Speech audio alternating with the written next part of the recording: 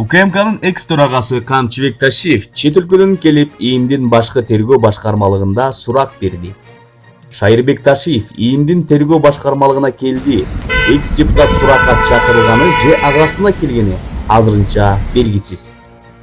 УКМКнын экс төрагасы Камчыбек Ташиев Кыргызстанга кайтып келип, эки кылмыш иши боюнча ИИМде күбө катары 5 саатка чукул сурак берип чыкты. Бири Кыргызнефтегаздагы коррупция фактысы боюнча болсо, экинчиси тууралуу маалымат жок. Камчыбек Ташиев сурактан чыккандан соң УКМКнын экс төрагасы тергөөнүн купуялуулугун ачыктабоо боюнча тил каттын негизинде сурактан чыккан.